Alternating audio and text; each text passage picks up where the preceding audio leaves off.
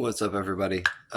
Today I'm going to do a video on does life begin at conception and why. I've been talking about it. I'd done a previous one last year, like I said, but reformatting. I'm sure this is going to cause whatever controversy with everybody. Um, it shouldn't. This is rooted in science outright, as I have explained to everybody. Anything that I'm doing, I start from a logical, scientific method perspective. Observable data, what do we have?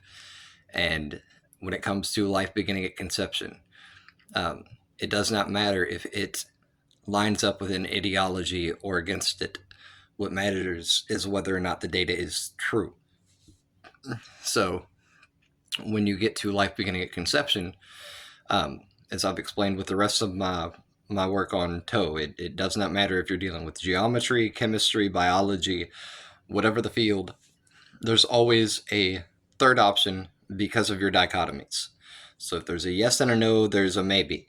If there's a man and a woman, there's a hermaphrodite. There's always a fusion option. This is what has to be accounted for. When it comes to chemistry, biology, geometry, it can get complex once you start delving into things like the laws of thermodynamics, etc.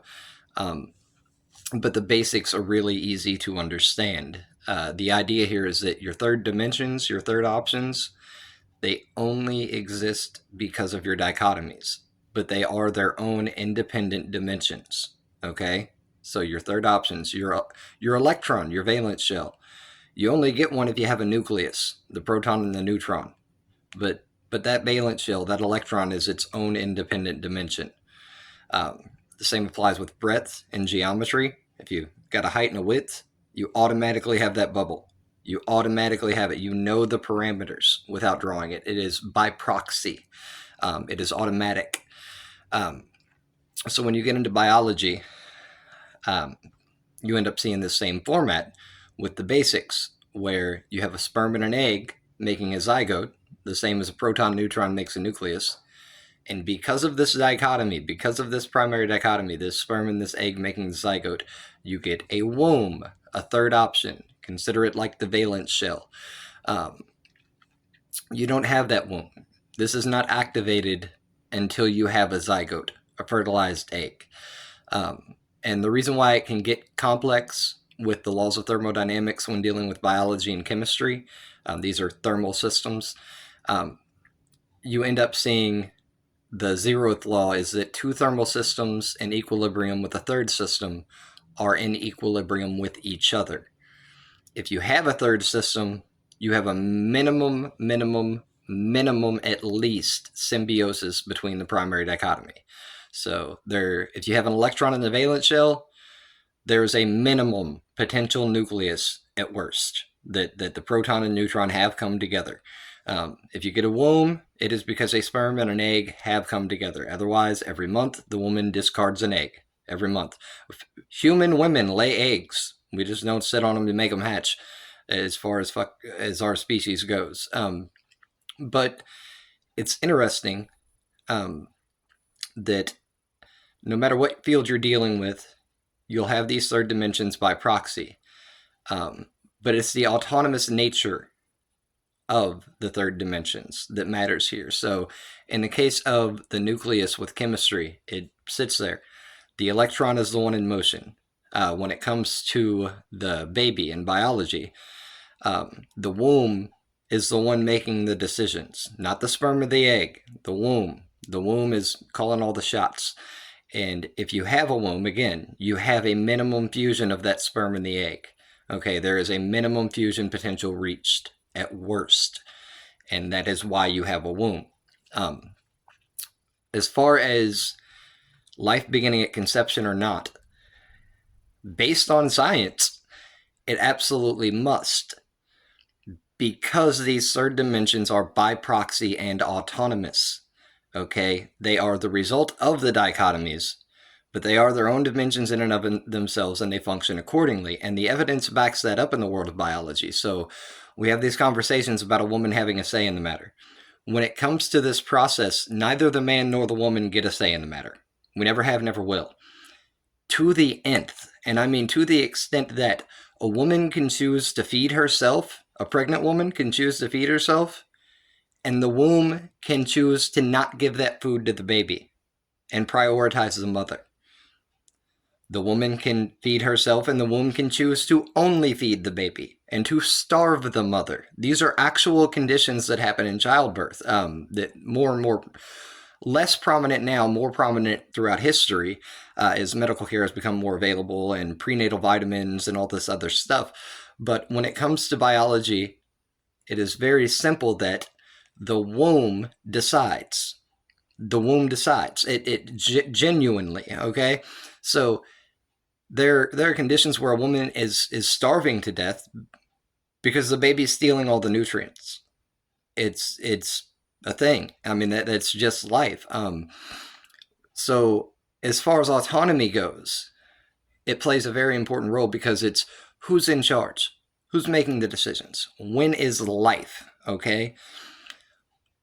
It does not matter so much that this fertilized embryo, this zygote in a womb, is consciously awake like we are, making these decisions. What matters is whether there is any life there at all. Okay, so a baby, after it is born, we are not aware immediately. I mean, my first memory must have been when I was 2 or 3 years old. I was young, sure. I don't remember the first couple of years of my existence at all. You could have asked me when I was 5, I wouldn't have remembered. We're still developing and all these things. We're alive. Once you're outside the womb, you're alive. It doesn't matter that we're not self-aware, okay? So the self-awareness factor is completely erased because most of us are not self-aware for a good couple of years after we're born. So you erase that when you consider the is this a life argument. And because of that, you end up at, if a sperm and an egg cause a womb, then there's already the minimum potential of life. This womb is autonomous. It will make all these decisions. It will feed that baby or not. It will feed the mother, or it will steal or give. That's the way that it works.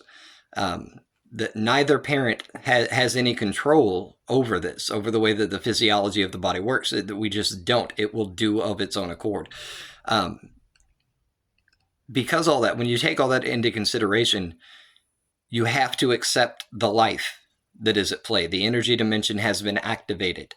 Okay, so saying that a baby is not alive if you have the sperm egg womb and that it's not technically alive yet, it's like having a proton and the neutron brought together and making an electron in the valence shell and saying, no, it's not technically an atom yet. It's not technically an atom. It's not done developing. This is energy. It is. You've brought it to life. This has been put together now, okay? You're putting a floor, a roof, and walls together and saying, we haven't painted it yet, so it's not a house. It is. It's an unpainted house, okay? That's essentially where you're at with this in reproductive biology. The way that science plays out, thermodynamics, everything applied, I mean, the advanced and the basic all line up to the same end conclusion, that life must begin at conception, because these third dimensions, in this case of biology, the womb, is by proxy and autonomous. It's automatic, and it takes control of itself, okay? And nobody has any control over this. This is life. The energy dimension has been activated. This is alive now. I've never really understood the argument of it not being alive. Now, bonus round. This is where I can be a little bit rude about it. I'll try not to be. If you are a vegan who is pro-abortion, it is best that you do not speak to me. It is best that you do not speak to me about anything.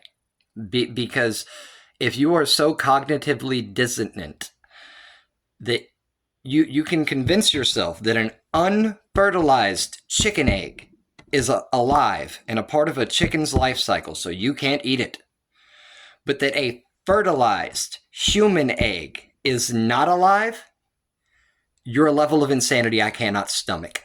I just cannot stomach your presence. So I'm going to say again, if you are a vegan who is pro-abortion, it is best that you do not speak to me about any of this, anything in general usually, but this specifically, because you are literally lying to yourself. The mental hoops you have to jump through to tell yourself that you can't eat a chicken egg because it's alive, even though it's not fertilized, but that you can abort a human fetus because even though it's a fertilized egg, it hasn't come out the womb yet. Something's wrong with you. It's not the world. It's not insensitivity. It's not mean people, those conservatives or those religious groups or those this. It is you being so cognitively dissonant that all of the common sense I just threw at you is just straight over your head. You probably didn't even understand the problem, and it's a problem. That out of the way. Life absolutely must begin at conception because of the science behind it, because of the science behind biological reproduction. I don't have to go to the Bible first. The Bible can back it up. That's fine. I don't have to go to the Bible first and make that argument. I can go straight to the science and say, look, if you have a womb at all, if this third by proxy dimension has come into existence at all, then you have a proper minimum fusion potential reached between the sperm and the egg. You've started life. There's a womb. It is there. It has begun. The energy has been activated. And so I cannot say that life doesn't begin until outside of the womb because of any metric based on self-awareness. Because again, at that point, babies are not self-aware. Most of them for a couple of years. Self-awareness plays no role in whether or not they are alive. I mean, there are numerous species out there that we feel are not self-aware based on this or that, down to a bacteria or God knows what, that they're not self-aware. It doesn't matter. It's still alive. Okay. So all that said, life must begin at conception. That is the conclusion that I reach. I don't see any other way around it. And again, if you are a vegan who is pro-abortion, please just do not speak to me. That's all I can ask, and we'll get along fine. Thanks, guys. I will do another video here soon. I have a few ideas. I'm not sure what yet, but I wanted to go ahead and get this one out because I said that I would.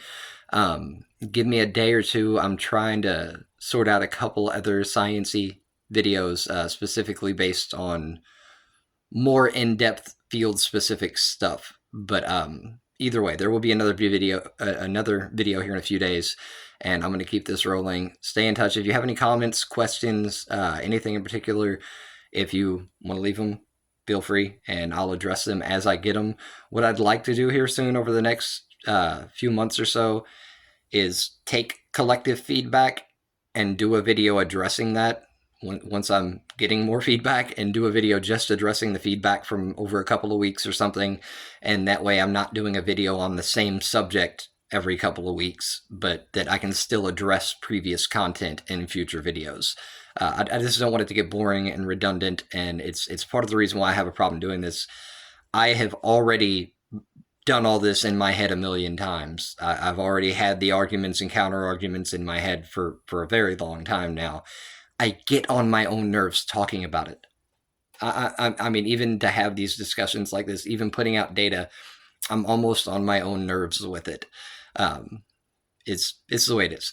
But either way, I'll see you all in here in a few days, and don't forget to like and share. I'm not going to say that every video, but take it easy.